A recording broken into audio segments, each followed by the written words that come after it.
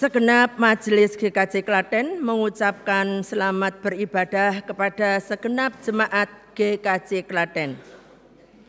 Sebelumnya akan saya bacakan Warta Gereja Minggu 29 Juni 2025. Romawi 1. Pelayanan Sakramen Baptis dan Sidi.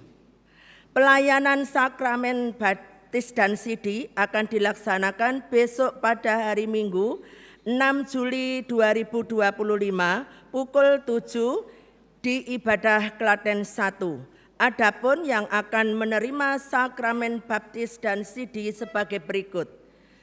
Baptis anak. 1. Kenarogio Sarilangit, putra dari Ibu Pipit Septiana, Blok 1. 2. Bramatya Abimanyu Indrawi Nugroho, putra dari Bapak Ratmanto Widagdo dan Ibu Windy Trestiani Hadiwidya Utami, Blok 1. 3. Pramatya Abista Hanendra Indrawi, putra dari Bapak Ratmanto Widagdo dan Ibu Windy Trestiani Hadiwidya Utami, Blok 1. 4. Rakarsya Aditya Alvanendra, putra dari Bapak Dwi Maryanto dan Ibu Hesti Widi Rejeki, Blok 2. 5. Sena Manggroveta Kristianto, putra dari Bapak Yuli Kristianto dan Ibu Oktaviani, Blok 5. 6. Samuel Nagarino Kristianto, putra dari Bapak Yuli Kristanto dan Ibu Oktaviani, Blok 5. Baptis dewasa. 1. On Yosi, putra dari Bapak Cahyo Triraharjo almarhum dan Ibu Yuli Katun dari Blok 4. Sidi. 1. Samuel Prabowo Santosa, putra dari Bapak Prastowo Puguh S dan Ibu Rosa Jenny, Blok 2. 2. Noel Bimo Wicaksono, putra dari Bapak Tri Sulistyo Legowo dan Ibu Heni Yuniati almarhum dari Blok 2. 3. Tanjung Resti Soraka Agatha, putri dari Ibu Sutresno Slamet Mulyanto dan Ibu Ari Wardani dari Blok 3. 4. Sandi Setiawan Saputra, putra dari Bapak Widodo dan Ibu Mariati dari Blok 4.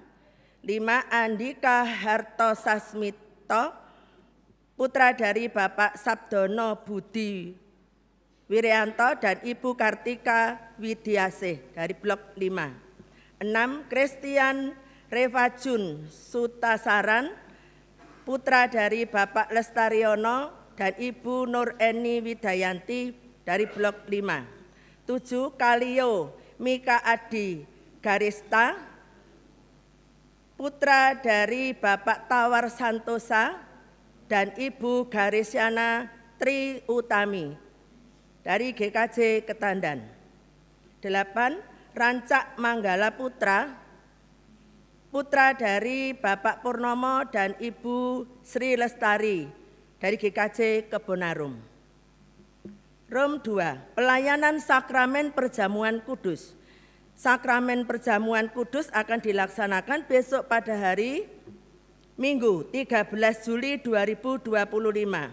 Ibadah Klaten 1, Gereja Induk pukul 7 menggunakan bahasa Indonesia, pengkhotbah Pendeta Sugeng Prasetya SPD STK MDIP. Ibadah Klaten 2, Gereja Induk pukul 16.30 menggunakan bahasa Indonesia dan perjamuan kudus melibatkan anak. Pengkhotbah Pendeta Sugeng Prasetya SPD STKH MDIP. Minggu 20 Juli 2025 ibadah pepantan bareng pukul 7 menggunakan bahasa Indonesia. Pengkhotbah Pendeta Emeritus Rusmin Kristanto dari GKJ Wedi. Ibadah pepantan Tegalyoso pukul 7 menggunakan bahasa Indonesia. Pengkhotbah Pendeta Wahyu Nirmolo SSI MAPS dari GKJ Jatinom. Semua warga Perjamuan Kudus dimohon mengikuti pendadaran yang telah diatur oleh majelis blok masing-masing. Romawi 3, jadwal pendadaran. 1.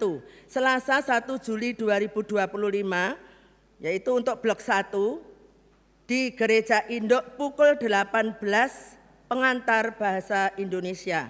2. Kamis 3 Juli 2025, blok 2, di Gereja Induk pukul 18, pengantar bahasa Indonesia.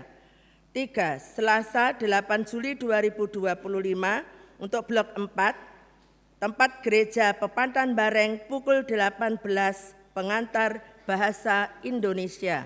Selasa 8 Juli 2025 untuk blok 3, di Gereja Induk pukul 19, pengantar bahasa Indonesia.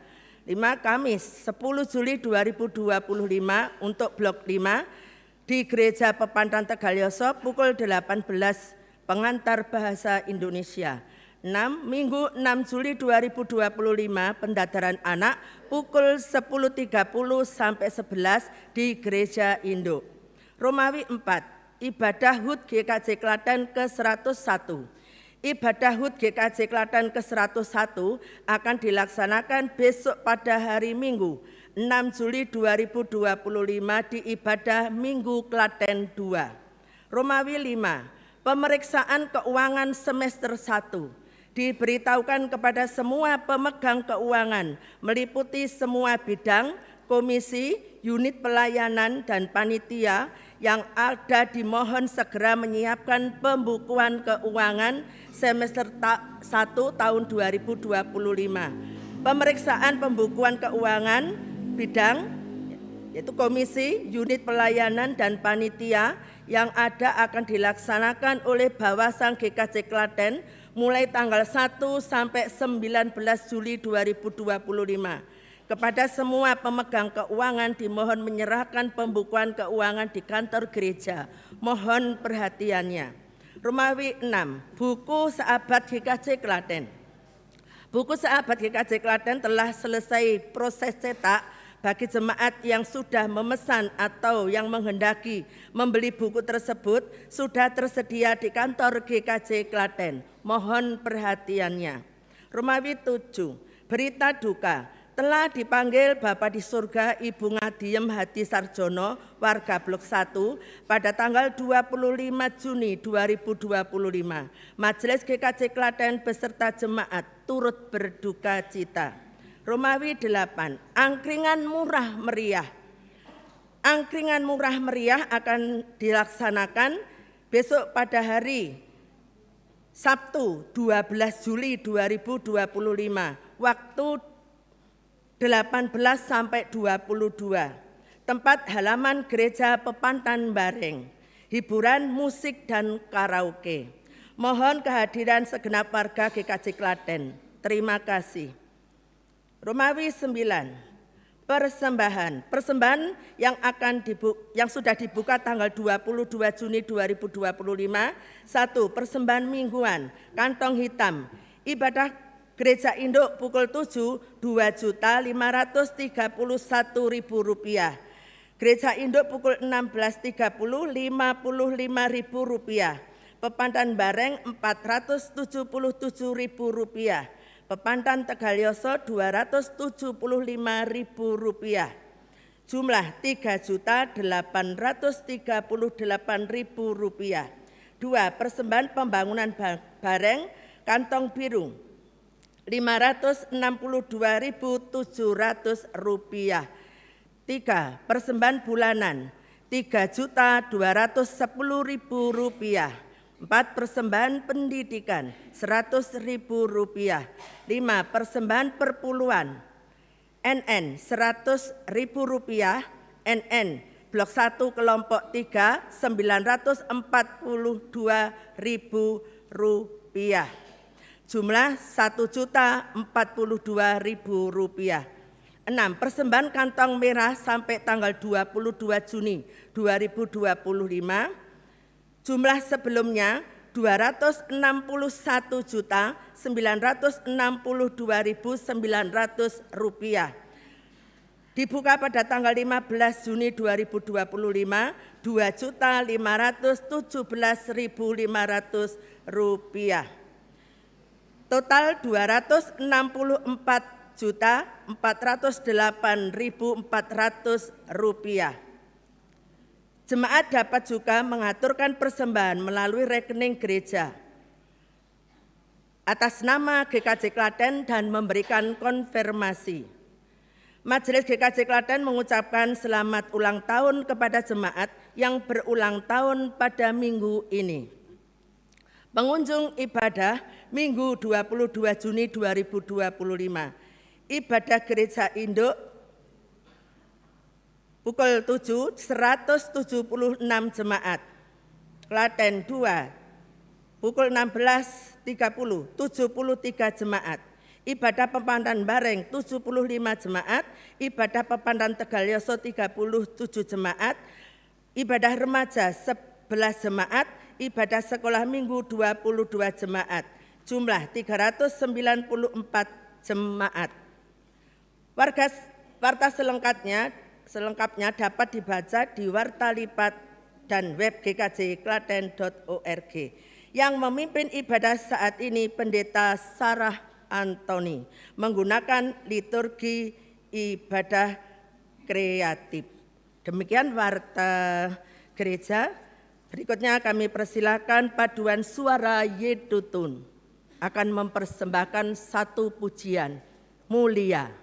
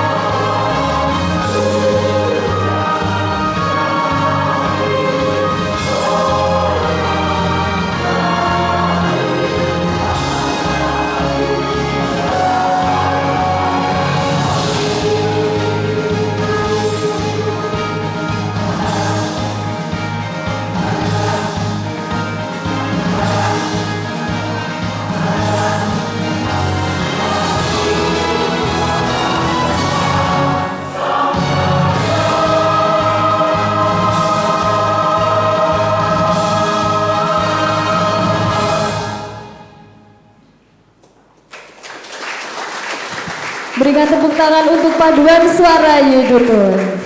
Bapak Ibu yang terkasih dalam Tuhan, mari bersama-sama kita bangkit berdiri. Kita akan mulai ibadah pada minggu pagi hari ini. Kita bersama-sama bersyukur untuk berkat Tuhan yang telah diberikan kepada kita dengan sukacita surga. Sukacita yang membuat hati kita damai, membuat hati kita bergembira bersama karena cinta kasih Tuhan atas kita. Ada sukacita Bapak Ibu semuanya? Yang hadir di sini semuanya sukacita? Amin, puji Tuhan. Mari bersama-sama kita pujikan sukacita surga.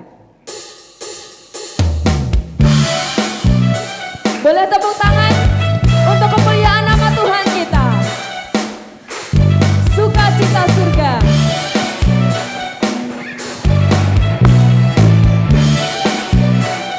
Sama-sama kita katakan. Sukacita surga, itulah kekuatan bagi jiwa. Ku dapat rasakan kasih-Nya di tengah badai yang bergelora. Terima sukacita surga, itulah kekuatan bagi jiwa. Ku dapat rasakan kuasa-Nya taklukkan badai yang bergelora. Haleluya, Kau ada dalam hatiku, takkan patah semangatku, takkan hilang kekuatanku. Haleluya, ku bersorak bagimu. Sukacita surga nyata penuhiku. Boleh tepuk tangan di atas kepala semuanya Bapak Ibu. Rumah sukacita surga, itulah kekuatan bagi jiwa.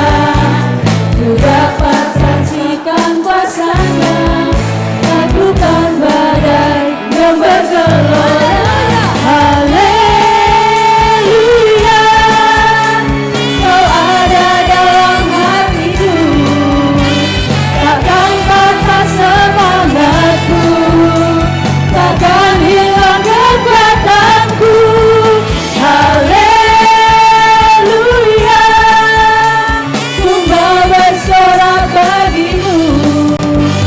Sukacita surga nyata penuhiku. Haleluya, Kau ada dalam hatiku, takkan patah semangatku, takkan hilang kekuatanku. Haleluya, ku mau bersorak bagimu. Sukacita surga nyata penuhiku. Bersama-sama kita katakan. Haleluya, Kau ada dalam hatiku, takkan patah semangatku, takkan hilang kekuatanku.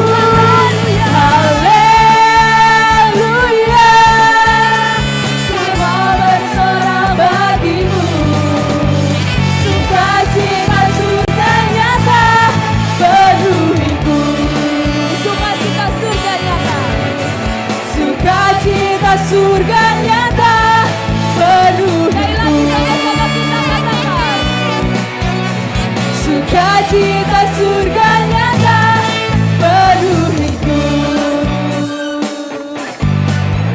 Dengan kemuliaan bagi Tuhan kita.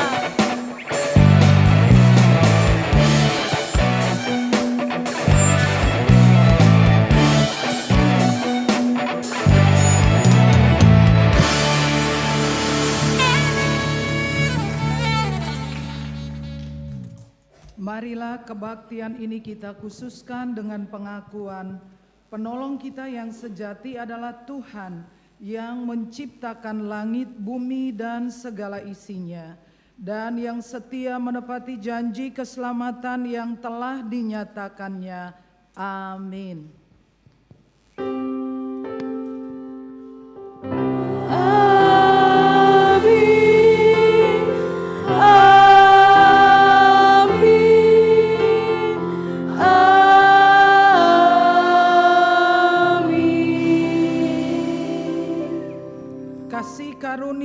dan damai sejahtera dari Allah Bapa kita dan Tuhan Yesus Kristus menyertai saudara sekalian. Jemaat dipersilakan duduk. Sekali lagi shalom Bapak Ibu semuanya. Yang di dalam gedung gereja shalom. Yang di Wisma Pengharapan shalom.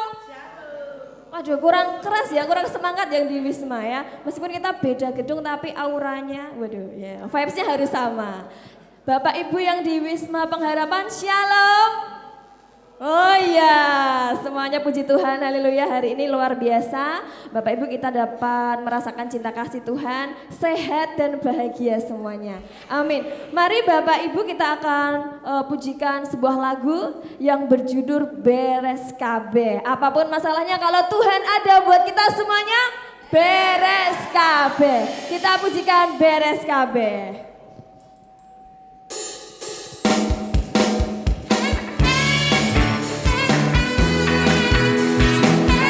Boleh saya ajak Bapak Ibu untuk bangkit berdiri.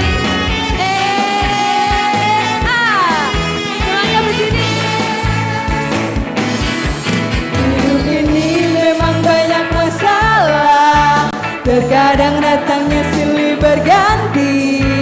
Janganlah takut dan gentar, bersama Yesus kita hadapi.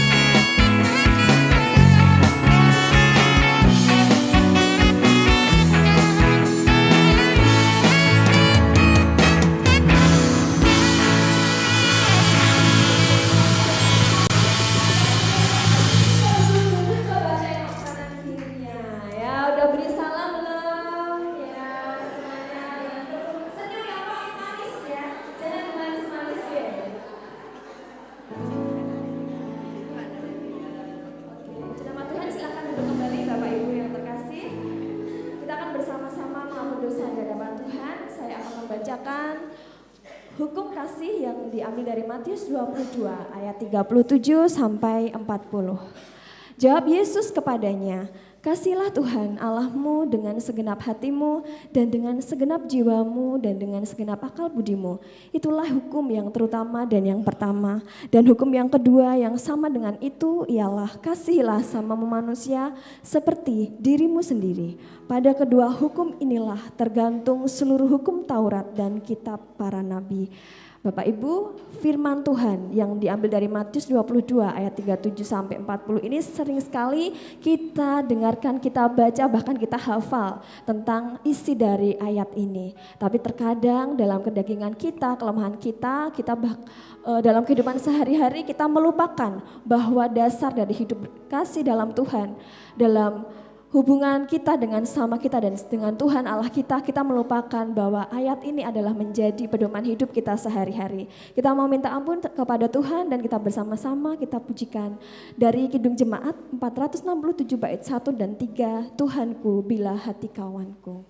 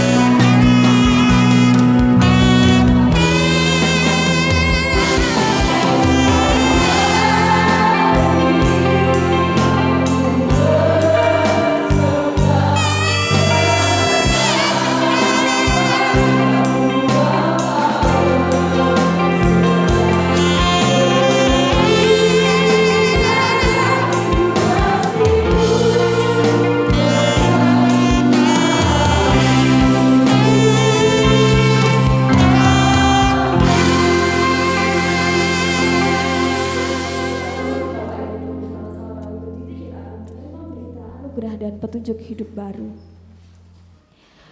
Marilah kita menerima berita anugerah dari Tuhan yang diambil dari Maleakhi 3 ayat 17 yang demikian firman-Nya. Mereka akan menjadi milik kesayanganku sendiri, firman Tuhan semesta alam. Pada hari yang kusiapkan, aku akan mengasihani mereka sama seperti seseorang menyayangi anaknya yang melayani dia.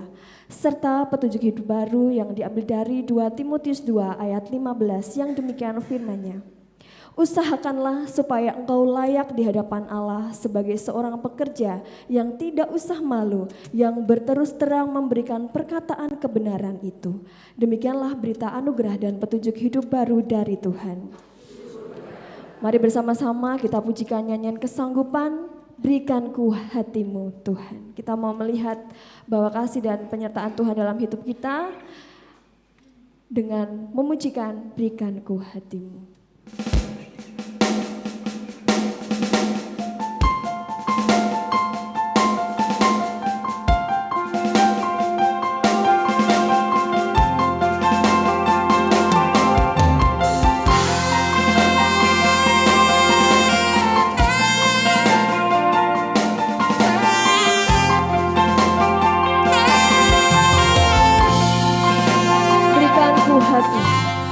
Berikanku hati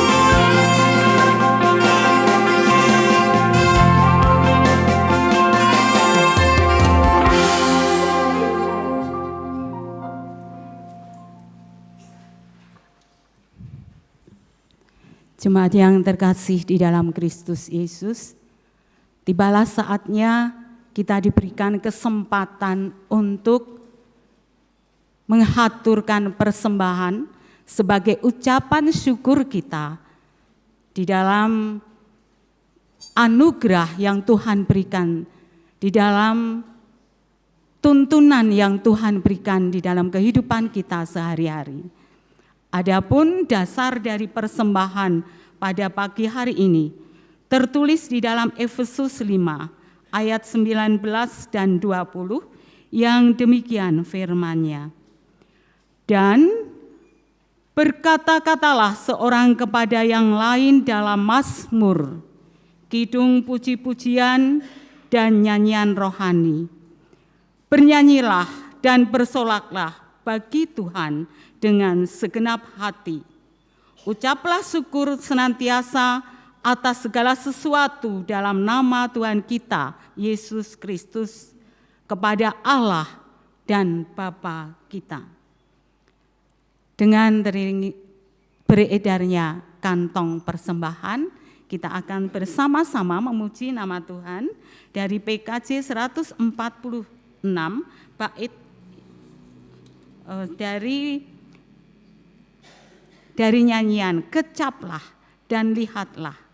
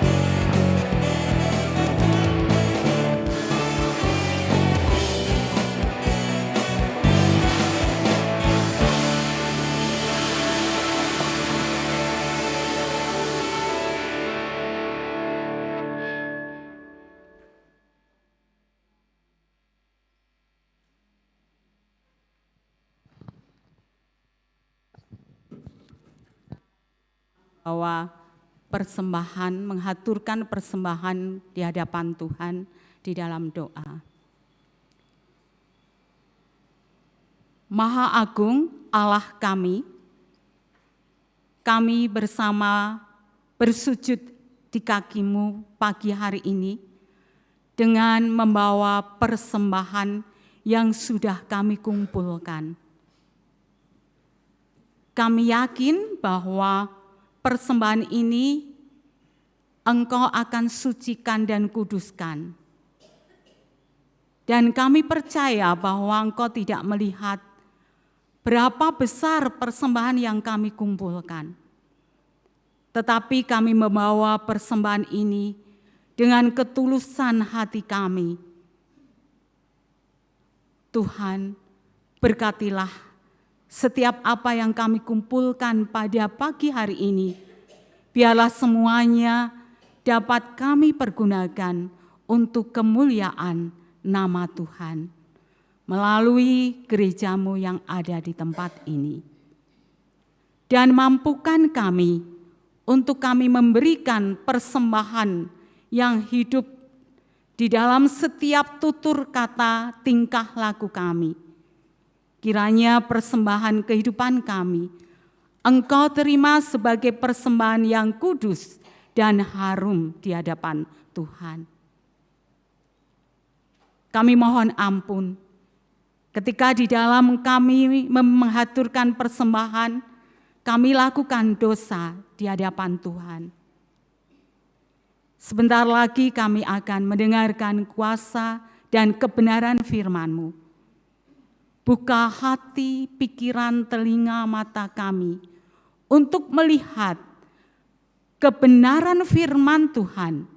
Dan biarlah kami dapat melakukan di dalam kehidupan kami. Ibu Pendeta Sarah Antoni yang akan menyampaikan kebenaran Tuhan. Berikan hikmat, berikan kemampuan, kelancaran, dan semuanya dilingkupi dengan kuasa Roh Kudus-Mu. Apa yang disampaikan hanya sesuai dengan kebenaran firman Tuhan, dengan kehendak-Mu. Kami haturkan doa kami saat ini Tuhan, di dalam nama Tuhan kami, Yesus Kristus. Amin.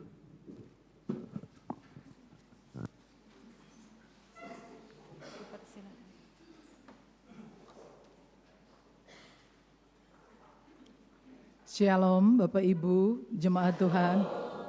Wow, dahsyat sekali ya. Saya baru bisa tidur jam 12 malam. Mungkin karena memikirkan Bapak Ibu. Karena ini untuk yang pertama kali, first time ya. Jadi saya terus memikirkannya sehingga saya baru bisa tidur di jam 12 menjelang subuh. Dan saya berdoa Bapak Ibu semua diberkati pagi hari ini. Amin.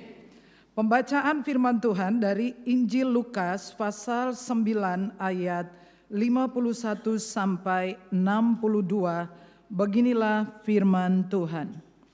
Ketika hampir genap waktunya Yesus diangkat ke sorga, ia mengarahkan pandangannya untuk pergi ke Yerusalem. Dan ia mengirim beberapa utusan mendahului dia. Mereka itu pergi lalu masuk ke suatu desa orang Samaria untuk mempersiapkan segala sesuatu baginya. Tetapi orang-orang Samaria itu tidak mau menerima dia karena perjalanannya menuju Yerusalem. Ketika dua muridnya, yaitu Yakobus dan Yohanes, melihat hal itu, mereka berkata, "Tuhan, apakah Engkau mau supaya kami menyuruh api turun dari langit untuk membinasakan mereka?" Akan tetapi ia berpaling dan menegur mereka, lalu mereka pergi ke desa yang lain. Ketika Yesus dan murid-muridnya melanjutkan perjalanan mereka, berkatalah seorang di tengah jalan kepada Yesus, "Aku akan mengikut Engkau kemana saja Engkau pergi." Yesus berkata kepadanya, serigala mempunyai liang dan burung mempunyai sarang, tetapi anak manusia tidak mempunyai tempat untuk meletakkan kepalanya. Lalu ia berkata kepada seorang lain, ikutlah aku. Tetapi orang itu berkata, izinkanlah aku pergi untuk menguburkan Bapakku. Tetapi Yesus berkata kepadanya, biarlah orang mati menguburkan orang mati, tetapi engkau pergilah dan beritakanlah kerajaan Allah di mana-mana. Dan seorang lain lagi berkata, aku akan mengikut engkau Tuhan, tetapi izinkanlah aku pamitan dahulu dengan keluargaku. Tetapi Yesus berkata, setiap orang yang telah siap untuk membajak tetapi menoleh ke belakang tidak layak untuk kerajaan Allah. Sampai sedemikian jauh adalah pembacaan firman Tuhan.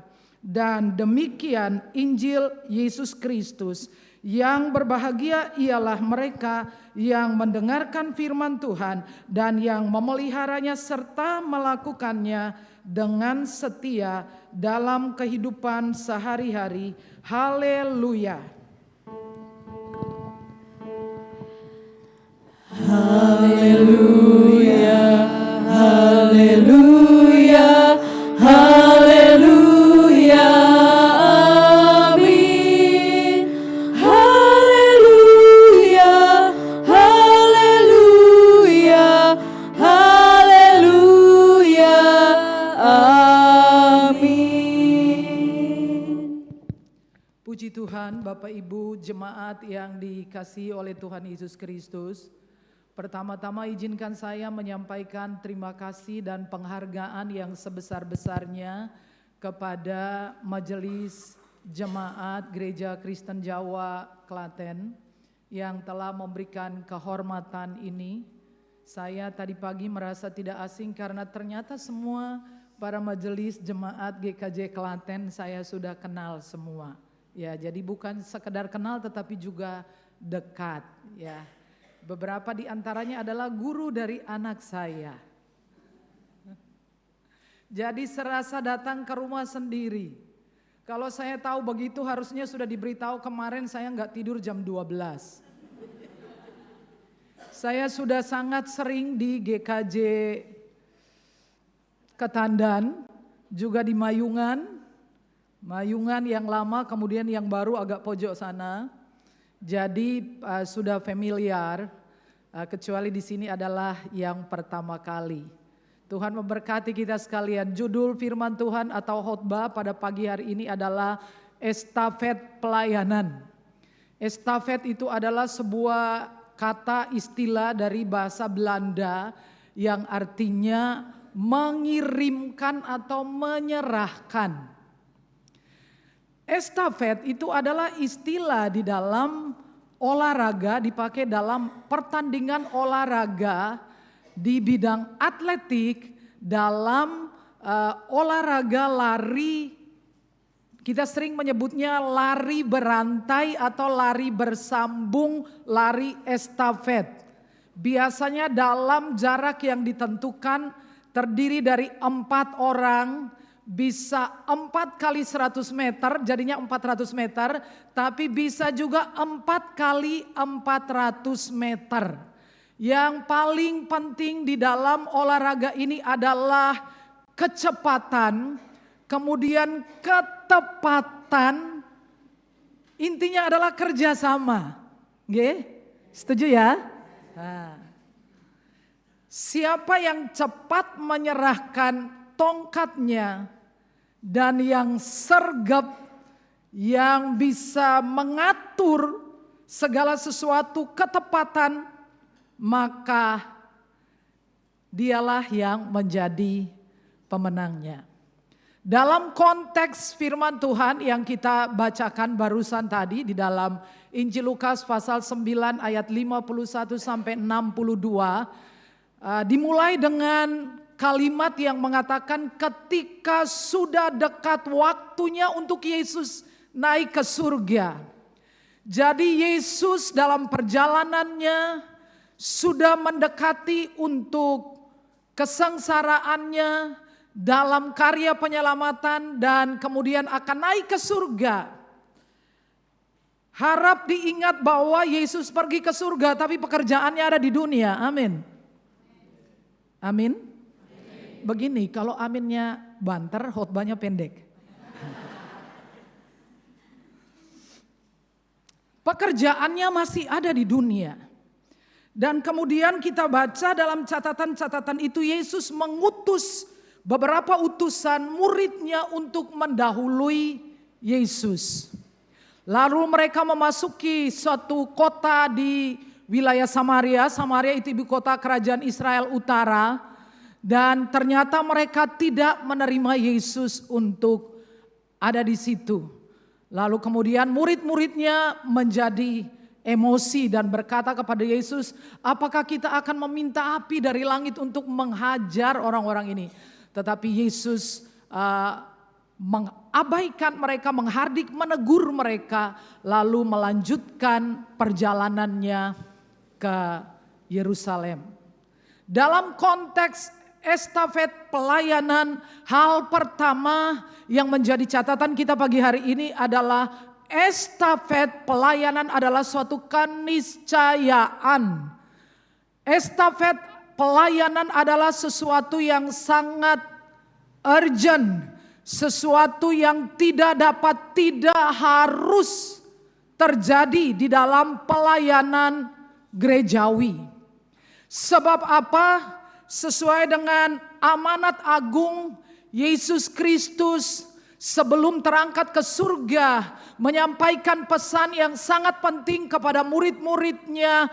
Pergilah kamu, jadikan semua bangsa muridku, baptiskan mereka dalam nama Bapa, Anak, dan Roh Kudus, dan ajarlah mereka melakukan segala sesuatu yang telah kuperintahkan kepadamu. Ketahuilah, aku menyertai kamu sampai kesudahan alam. Ini adalah perintah. Saya ingin bertanya, jikalau Bapak Ibu pada saat-saat terakhir, misalnya berasa akan pulang ke surga, apakah yang Bapak Ibu lakukan? Pesan-pesan terakhir itu pasti sesuatu yang sangat penting. Amin. Pada saat seseorang sudah merasa akan berpulang ke surga, tidak mungkin pesannya adalah tolong entasi jemuran atau tolong kasih makan ayam. Enggak. Pasti pesan-pesan yang sangat penting seperti misalnya soal pembagian warisan. Leres? Ya. Yang di belakang gereja sono buat siapa? Itu yang penting. Dan karena itu ini adalah pesan terakhir. Dan sangat penting sekali. Beritakan Injil di dalam catatan akhir. Ketika Yesus memanggil orang-orang dan mereka berdalih, ada yang mengatakan, aku akan ikut engkau tapi izinkan dulu aku akan menguburkan Bapakku. Yesus berkata bahwa biar orang mati menguburkan orang mati. Dengan kata lain, memberitakan Injil jauh lebih penting daripada kepentingan keluarga, kepentingan pribadi. Amin. Tentu saja. Karena Yesus telah membayar kita sangat mahal. Bukan dengan barang yang fana, tetapi dengan darah yang mahal. Pikirkan sejenak, jikalau kita membeli suatu barang yang berharga, katakanlah perhiasan emas. Lalu kita sudah menerima dari toko suratnya yang mengatakan emas ini 17 karat, emas yang baik. Lalu satu hari kemudian ketika kita iseng-iseng pergi di pinggiran pertokoan emas, lalu kemudian kita minta tolong dilihatin ini emasnya baik apa enggak, dan ternyata adalah imitasi. Gimana saudara? Kita akan kecewa. Kita akan komplain. Kita membayar sangat mahal. Dan ternyata hanya segini. Yesus membayar kita itu sangat mahal. Harga penebusan dosa itu terlalu mahal. Tidak sanggup kita membayarnya. Dan setelah dibayar, seret, kita nggak ngapa-ngapain.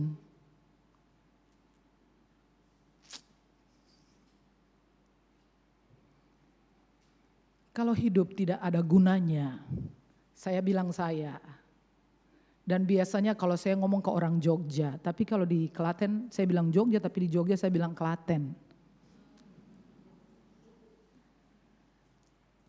Kalau hidupmu tidak berguna bagi kerajaan Allah,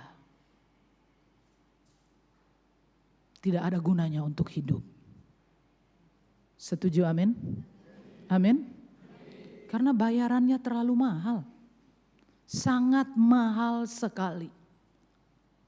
Yesus berkata, pada saat murid-murid bertanya,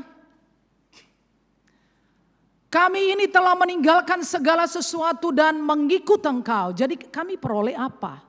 Lalu Yesus menjawab, barang siapa karena aku dan karena Injil meninggalkan ibu bapanya, rumahnya, ladangnya, sanak saudaranya, maka orang itu pada masa kini akan memperoleh ganti 100 kali lipat, dan masa yang akan datang memperoleh hidup yang kekal. Bisnis apa yang keuntungannya 100%? Ada? Saya kira enggak ada. Orang mengatakan kalau jualan makanan itu untungnya 50%, baguslah. Kalau sekarang saudara bisnis untung 20%, baik. Tapi kalau jualan makanan konon 50%. Kalau jualan air ST Jumbo untungnya itu lipat.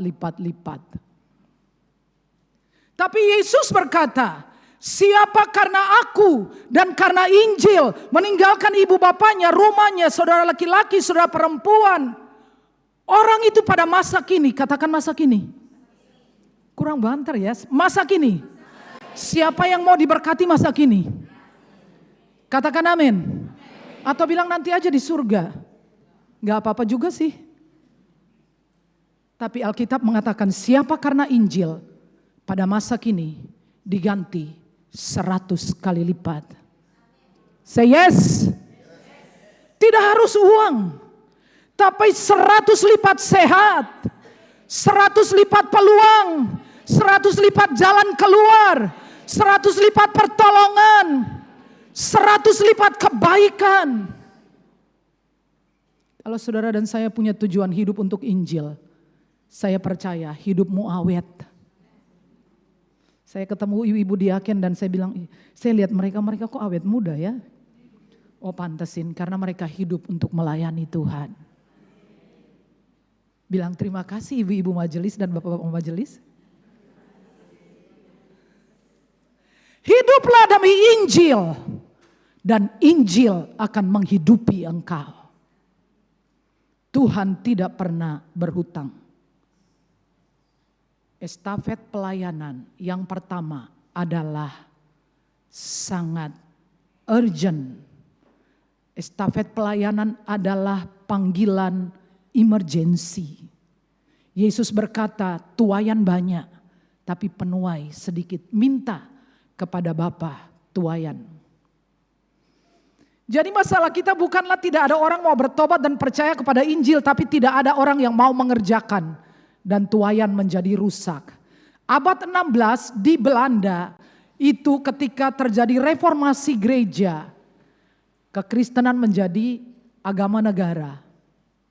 Tapi saudara cek survei terakhir 2024. 58% saat ini penduduk Belanda tidak terhubung dengan agama manapun. Artinya tidak beragama. Dari 58%, 25% menyatakan diri adalah ateis. Mereka yang membawa Injil. Belanda, Portugis membawa Injil ke Indonesia.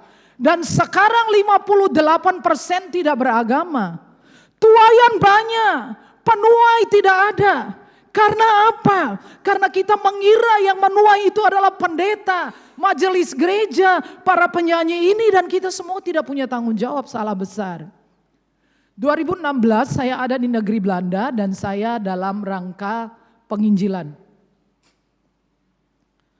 2 bulan saya tinggal di sana dan pergi dari satu kota ke kota lain. Kami pergi menginjili oma-oma tua-tua yang ada di apartemen-apartemen. Dan saya catat sekitar 15 orang yang bisa saya tuntun untuk menerima Yesus sebagai Tuhan dan Juru Selamat. Saya mendapatkan seorang teman yang meninggal karena COVID, namanya Mama Reni. Mama Reni ini orang Indonesia, pergi ke Belanda, saudaranya itu ada 7. Tetapi pada hari terakhir saya bertemu dengan Mama Reni, dari semua 7 itu, cuman Mama Reni yang Kristen.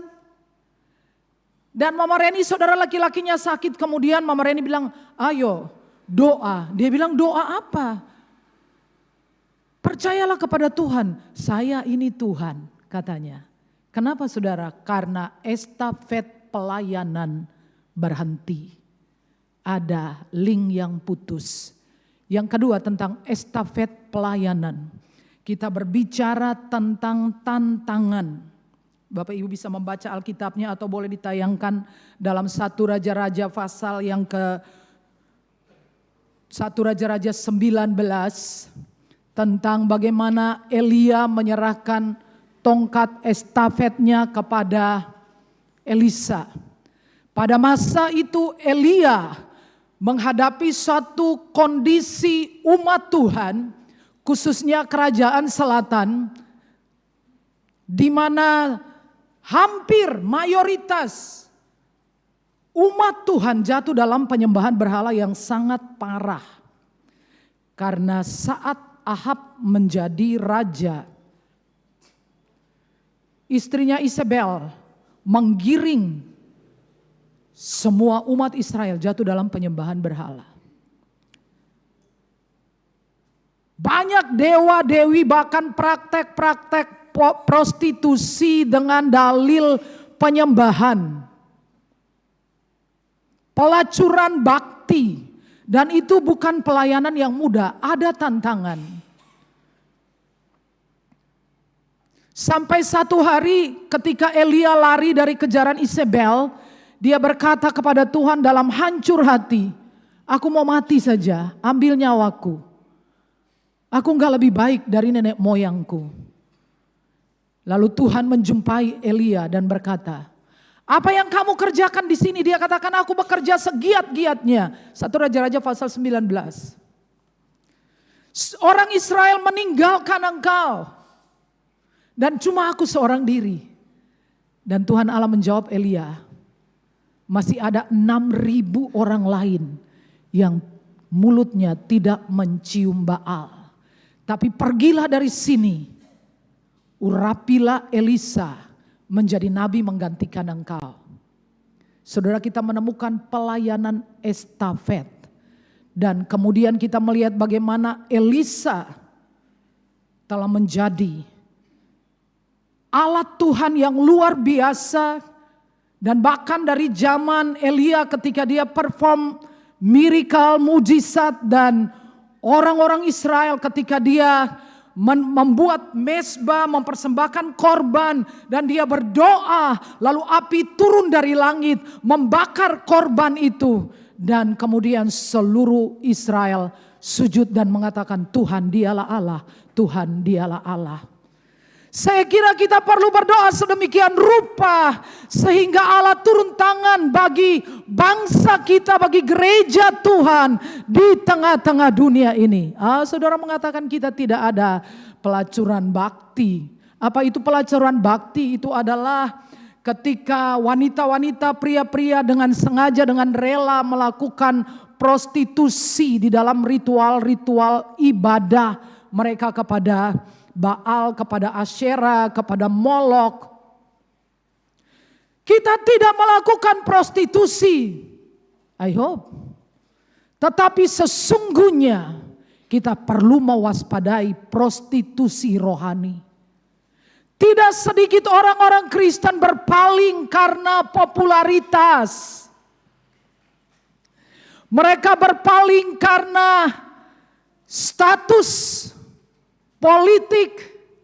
Mereka berpaling menjadi pelacur-pelacur rohani yang menggadaikan iman mereka demi jabatan politik, menggadaikan iman mereka demi mendapatkan pujaan hati mereka. Saya kemarin bertemu dengan seseorang yang saya tahu saya berkati nikahnya mereka. Dan dia sedang ada dalam masalah dan istrinya menggugat dia untuk bercerai. Dan saya tahu bahwa dia telah meninggalkan gereja. Bapak Ibu tahu alasan mengapa paus itu bisa terdampar di perairan dangkal. Salah satu alasan paus yang besar itu sampai bisa terdampar di perairan dangkal adalah karena mengejar ikan sarden. Ikan-ikan kecil. Dan satu peristiwa, betul nanti Bapak Ibu bisa googling ya, kenapa paus bisa terdampar di selat perairan dangkal. Karena terlalu asik mengejar ikan sarden. Lalu seorang wartawan menulis seperti ini. Raksasa laut melacurkan kekuatannya yang besar demi mengejar ikan-ikan kecil. Kita mengejar dunia yang sebentar lagi akan selesai. Betul Bapak Ibu? Kalau kita ngikuti perkembangan yang ada di Timur Tengah, berapa lama lagi sih umur dunia ini? Kalau dunia tidak segera berakhir, masa orang seumuran saya nggak segera pergi juga? Kan kita sudah dekat waktu kedaluarsa juga. Umur saya 60. Berapa lama umur dunia? Hari gini masih kompromi. Hari gini masih mau menggadaikan keyakinannya demi sesuatu yang tidak penting. Yesus mati di salib itu sangat berharga. Saudara mungkin diberkati secara materi, saya bukan orang kaya tapi saya tidak kekurangan apa-apa. Saya masih menanggung hidup orang lain dan saya happy. Bukan orang kaya. Rumah saya sederhana. Tetapi saya merasa sangat berharga dan berbahagia. Karena apa? Karena Yesus mati di salib untuk saya. Ada amin. Apakah itu kurang berharga untuk saudara? Jika Yesus tidak mati di salib, tidak ada pengakuan dosa di sini. Tidak ada pengampunan. Kalau Yesus tidak mati, tidak ada surga yang kekal. Kalau Yesus tidak mati di salib, kita tidak mempunyai ayat dalam Injil Matius pasal 7. Mintalah maka kamu akan menerima. Carilah maka kamu akan mendapat. Ketoklah maka pintu akan dibukakan bagimu. Tidak akan ada catatan itu. Tidak akan ada janji. Tidak akan ada berkat. Ada lagu sekolah minggu yang mengatakan hidup seperti donat. Tanpa Kristus itu hidup seperti donat. Ada, ya Bu Estu ya. Ya. Ada ruang kosong. Ya.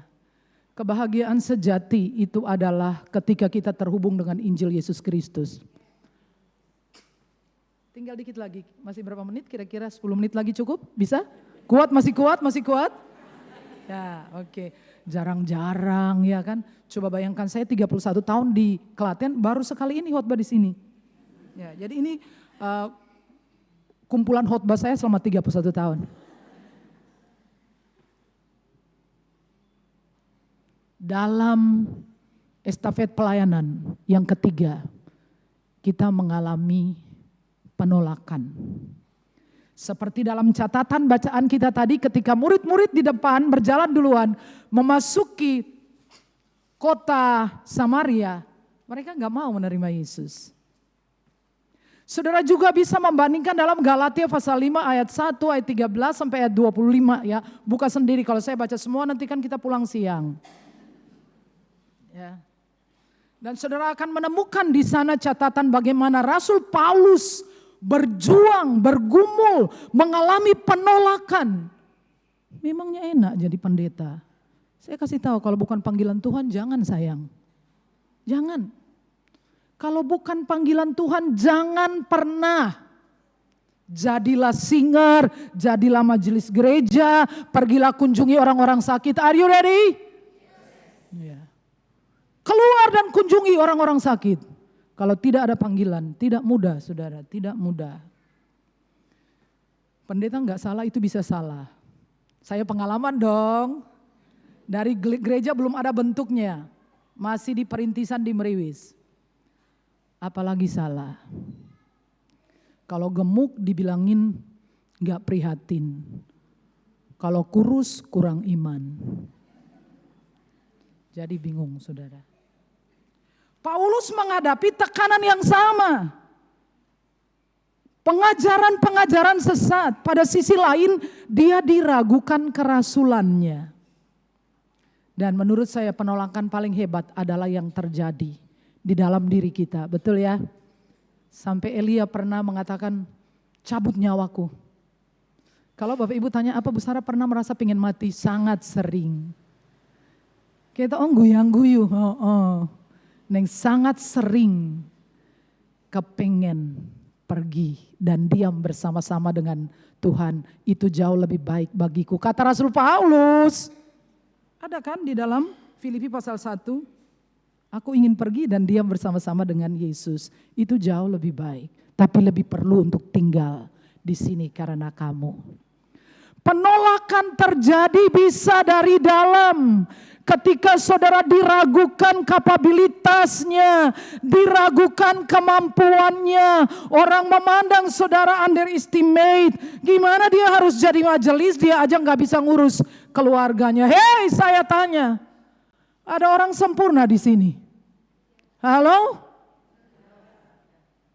Tidak ada manusia sempurna sayang. Nggak ada sayang. Ketika kemudian engkau ditawari kesempatan melayanilah Tuhan. Oh, saya tidak layak, sama saya juga tidak layak. Tapi kita semua melayani berdasarkan kasih karunia. Amin. Ada banyak pelayanan di ladang Tuhan. Tidak semuanya harus berkhotbah. Bahkan yang berkhotbah nanti dituntut lebih banyak dari Tuhan. Ayatnya ada, yang mengajar akan dituntut lebih banyak. Tapi pelayanan yang lebih penting adalah touching people. Menjamah orang-orang dalam kesulitan mereka. Orang-orang sakit. Kami ada satu orang sakit yang benar-benar menyedihkan. Awalnya adalah cuman kena stroke biasa. Saya sampai bingung saudara. Saya masih mengunjunginya. Kemudian dia itu karena kecewa dengan anak-anaknya. Dia bilangin, dia mau mati, gak mau makan. Saya kira jangan gitu ya. Dan akhirnya dia nggak makan. Akhirnya tenggorokannya nggak bisa dimasukin apa-apa. Keluar masuk rumah sakit ini nggak bisa masuk makanan lagi, udah kaku. Dari badannya subur menjadi sangat lebih kurus dari saya dan kaku seperti ini. Sampai saya bingung. Tapi seminggu sekali kami harus pergi dan memandikannya, menggantikan pakaiannya, membersihkan luka-lukanya. Itu jauh lebih penting daripada berkhotbah. Setuju bilang amin. Ya. Tantangan penolakan. Kamu siapa kalau aku berdiri di situ nanti orang bilang sok-sokan, sok suci. Halah, siapa nggak tahu track record kamu. Tidak sayang, memang benar kita pernah salah. Tuhan sudah mengampuni kita. Amin. Tapi kadang-kadang tetangga kita nggak bisa mengampuni kita. Bertobat, bilang sebelahnya bertobat. Dia sudah minta ampun, Tuhan sudah mengampuni kita, terus aja membaca pelanggarannya. Ngerti nggak sih? 5 menit terakhir. Tapi jangan menyerah ya. 5 menit. Saya ingin menceritakan sebuah kisah. Ini adalah tentang penginjil dari Swedia. Pasangan suami istri yaitu David Vlad dan istrinya Svea. Tahun 1921. Di samping mereka juga ada pasangan lain yaitu Joel Eriksson dan istrinya Martha. Mereka memutuskan untuk pergi ke Zaire. Kita menyebutnya Zaire ya.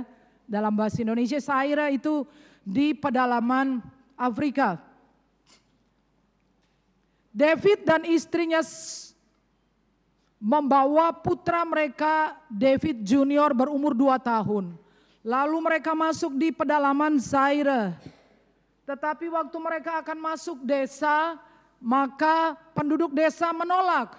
Mereka katakan, tidak boleh masuk. Karena kalau kalian masuk ke desa kami, maka dewa-dewa akan menghukum kami.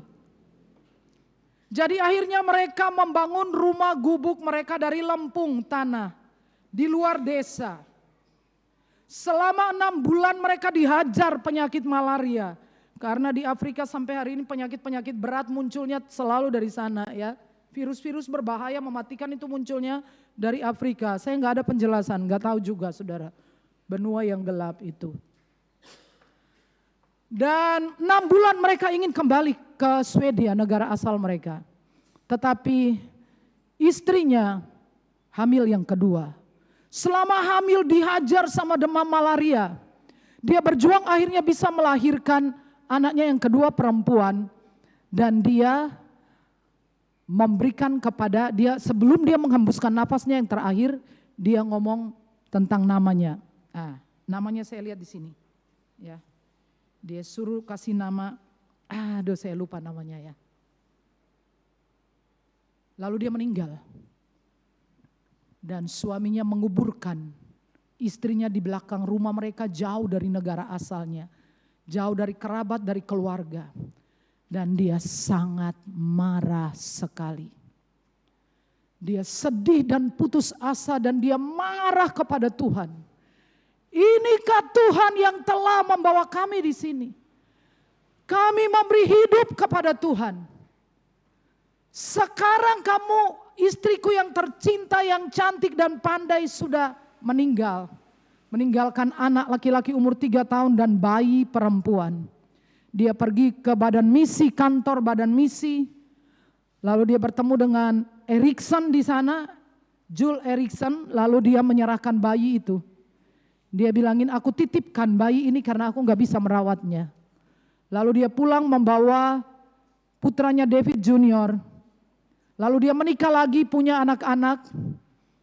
Dan kemudian Jules Erikson dan keluarganya mati juga, diracun sama kepala suku di desa di mana mereka melayani. Lalu anak kecil ini yang kemudian namanya diganti jadi Angie. Dipercayakan oleh pasangan misioneri dari Amerika namanya Arthur dan Anna Burke. Lalu dirawat, anak ini besar, kemudian mereka pulang ke Amerika, tinggalnya, menetapnya di Minneapolis. Lalu Angie menikah. Suaminya adalah pimpinan sebuah sekolah Alkitab di Minneapolis. Satu hari dia mendapatkan sebuah majalah Kristen, tapi dalam bahasa Swedia. Lalu dia mencoba menyuruh orang yang mengerti bahasa Swedia lalu diterjemahkan. Ternyata cerita itu adalah memuat kisah tentang dirinya. Ada foto anak kecil, bayi, kemudian ada foto makam yang adalah ternyata itu makam ibunya. Di dalam foto itu diceritakan tentang seorang penginjil yang saya ingat namanya, saya catat di sini, namanya Ruhi Gita Ndagora, penginjil Afrika. Ternyata Ruhi Gita Ndagora ini satu-satunya orang yang berhasil diinjili oleh Spia sebelum meninggal. Dan penginjil ini ketika dia baca majalah ini, Angie baca ternyata penginjil ini telah memenangkan sampai saat berita itu diturunkan sudah 110.000 jemaat dengan 32 pos pepantan dan sebuah rumah sakit dengan 120 kamar dan sebuah sekolah Alkitab. Lalu satu hari dia mendapat tiket dengan suaminya, mereka mau pulang ke Swedia, tetapi sebelum mereka melanjutkan perjalanan ke Stockholm, mereka ada di London. Dan secara tidak sengaja ada satu kebaktian kebangunan rohani, lalu mereka pergi ke sana dan seorang penginjil Afrika sedang berkhotbah. Lalu di dalam khotbah itu ribuan orang yang hadir.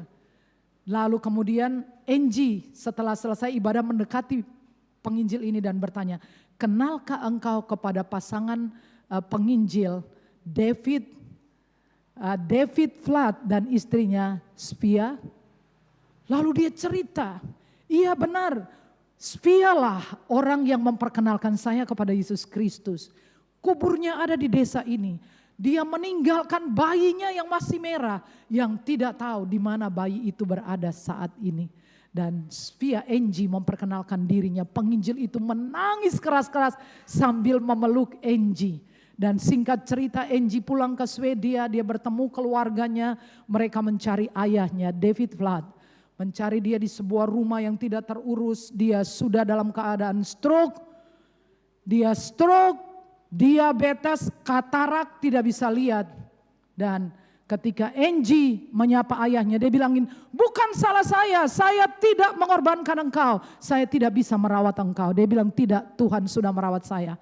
Dan ayahnya menjadi sangat marah, Tuhan tidak merawat kita, Tuhan membiar kita hancur. Lalu dia cerita tentang penginjil tadi, Ruhi Gita nda gora. Dan ayahnya menangis, dia kembali dalam pertobatan kepada Tuhan. Pelayanannya tidak sia-sia. Saudara, satu perbuatan kecil saja, saudara mungkin mengunjungi seorang sakit. Saudara tidak tahu bahwa mungkin orang itu kelak akan dipakai Tuhan luar biasa. Amin. Saudara mendampingi seseorang yang tidak bisa membayar uang sekolah anaknya. Saudara tidak pernah tahu bahwa mungkin besok dia akan jadi orang besar dan mempengaruhi banyak orang kepada Kristus.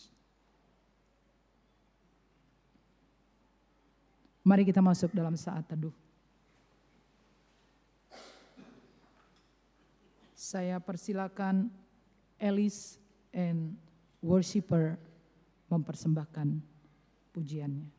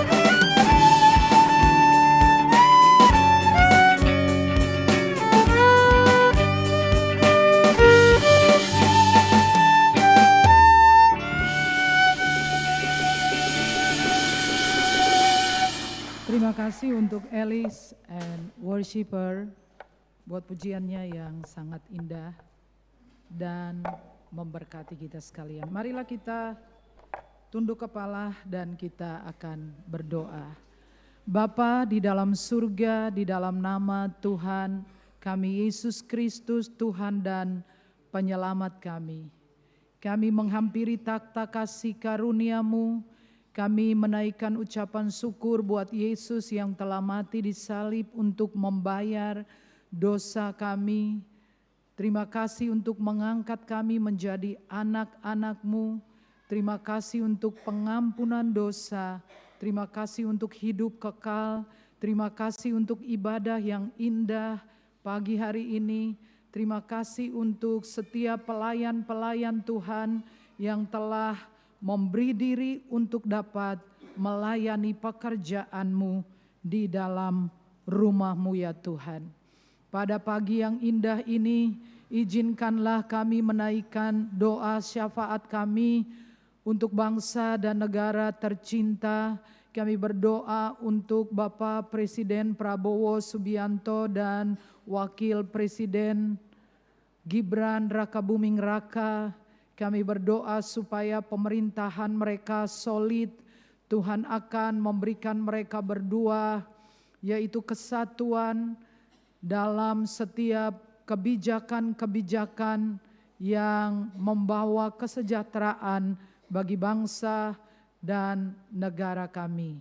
Kami juga berdoa untuk seluruh aparatur pemerintah bangsa Indonesia, mulai dari lembaga eksekutif, lembaga legislatif, lembaga yudikatif. Tuhan memberikan mereka hikmat, akal budi dalam memerintah. Berikan kepada mereka roh yang takut akan Engkau. Jauhkan mereka dari setiap ide, gagasan, pikiran untuk memperkaya diri sendiri, apalagi tindakan-tindakan yang melawan hukum, korupsi, kolusi, nepotisme. Kami juga berdoa untuk TNI dan Polri supaya solid untuk mempertahankan kesatuan negara Republik Indonesia dan mempertahankan kebinekaan negara Republik Indonesia yang terdiri dari multiras, multiagama, kepercayaan, dan berbagai ragam macam budaya. Kami berdoa agar Indonesia tetap menjadikan Pancasila dan Undang-Undang Dasar 1945 sebagai dasar bernegara dan bermasyarakat. Kami juga berdoa untuk Presiden ke-7, yaitu Bapak Joko Widodo, agar Tuhan pulihkan kesehatannya. Kami bersama-sama berdoa untuk perdamaian dunia, untuk perang Israel dan Iran, serta situasi di jalur Gaza. Kami berdoa supaya negara-negara yang mengembangkan nuklir sebagai senjata perang dapat menahan diri. Semua berada di dalam kontrol-Mu ya Tuhan, sebab Engkau Allah pencipta langit dan bumi, memegang kendali atas bangsa-bangsa. Kami juga berdoa untuk gereja Tuhan di seluruh dunia, agar Tuhan terjadi suatu kebangkitan yang besar, di mana gereja-gereja bersatu, saling mendukung, saling mengasihi, saling melayani. Kami berdoa supaya seluruh umat Kristen di dunia, secara khusus di Indonesia dan terlebih khusus di Klaten, dan secara khusus yang mendengarkan firman Tuhan ini, agar kami bersama-sama dengan sadar memikul tanggung jawab kami sebagai orang yang memegang, yang dipercayakan, yang menerima privilege untuk mengemban amanat agung, membawa tongkat estafet yang kami siapkan untuk generasi sesudah kami. Kami berdoa untuk Majelis Jemaat Gereja Kristen Jawa Klaten. Kami mendoakan Bapak Pendeta Sugeng dan seluruh keluarga, kiranya penyertaan Tuhan sempurna dalam hidup hamba-hamba-Mu. Engkau berkati mereka dengan kesehatan, kekuatan, Pelayanan mereka ditandai dengan mujizat-mujizat dan tanda-tanda heran, dan semua anggota majelis jemaat diperlengkapi, diurapi, diberkati keluarganya, dilimpah-limpahkan berkat-berkat dalam semua yang mereka butuhkan. Demikian juga kami berdoa untuk semua jemaat Tuhan yang ada di dalam pelayanan Gereja Kristen Jawa Klaten, yang berada dalam berbagai-bagai kesulitan, yang dalam keadaan sakit, baik yang dirawat di rumah-rumah sakit, baik yang ada di rumah-rumah mereka. Ulurkan tangan-Mu, jamah mereka, sembuhkan mereka oleh darah dan bilur Tuhan Yesus. Kiranya mereka semuanya menjadi sembuh. Engkau juga memberkati anak-anak kami yang dalam studi, Engkau berikan kecerdasan, kepandaian. Anak-anak yang sedang berjuang mendapatkan pekerjaan atau pendaftaran masuk di universitas maupun sekolah-sekolah yang lain. Tuhan memberkati mereka semua.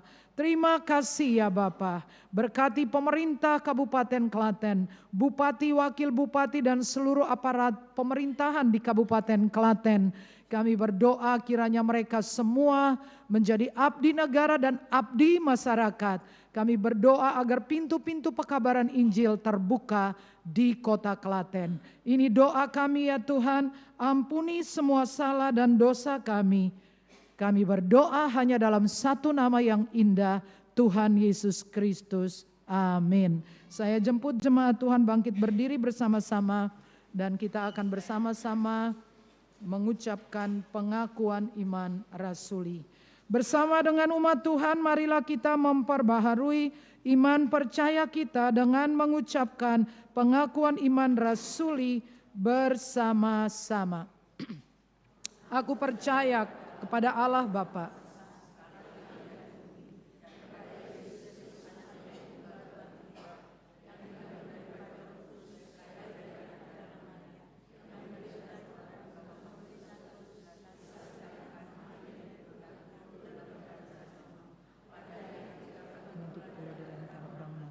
naik ke surga, duduk di sebelah kanan Allah Bapa yang Maha Kuasa, dan dari sana akan datang untuk menghakimi orang yang hidup dan yang mati. Aku percaya kepada Roh Kudus, Gereja yang kudus dan am, persekutuan Roh Kudus, dan dosa, bangkitan dan hidup.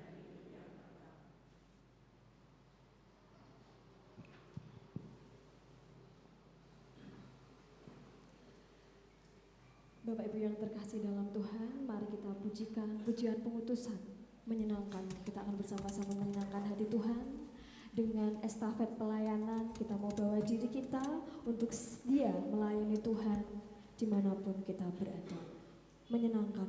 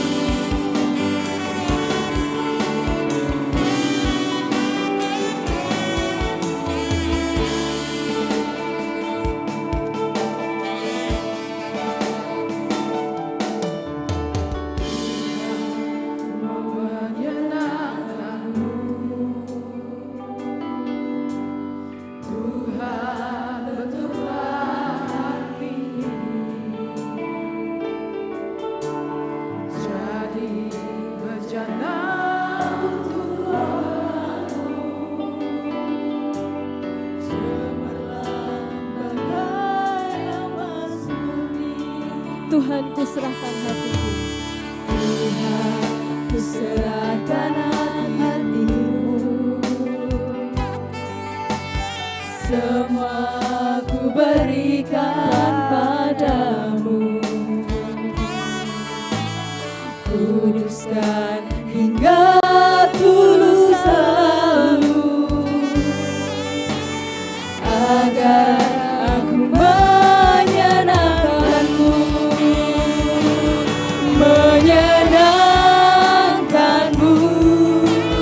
senangkanmu.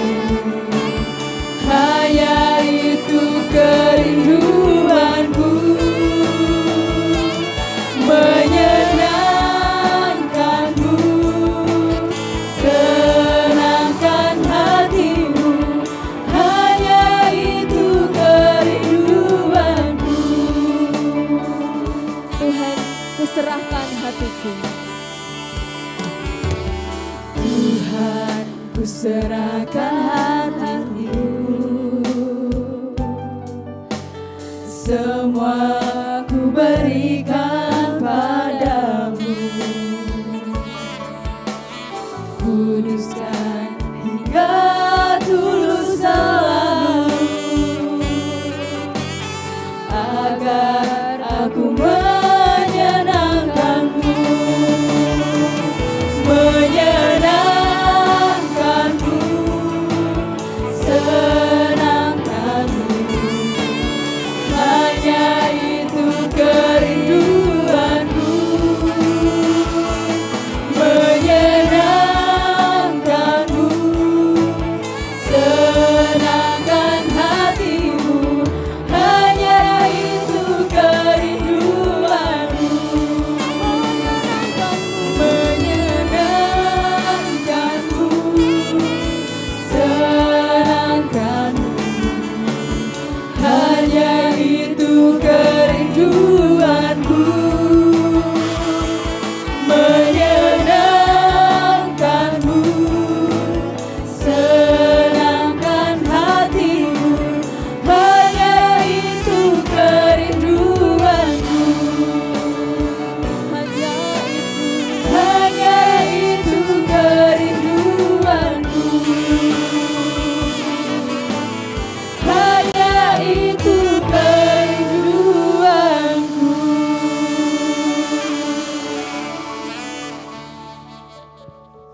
Jemaat Tuhan, pergilah dalam sukacita. Ingatlah sabda Tuhan bahwa Ia terus berkarya dalam hidup saudara. Jalanilah hidup dengan rasa syukur, setialah melakukan panggilannya. Tuhan mengiringi hidup saudara dengan berkat-Nya. Tuhan memberkati kita dan melindungi kita. Tuhan menyinari kita dengan wajah-Nya dan memberi kita kasih karunia. Tuhan menghadapkan wajah-Nya kepada kita dan memberi kita damai sejahtera. Amin. Kita pujikan Tuhan yang besar.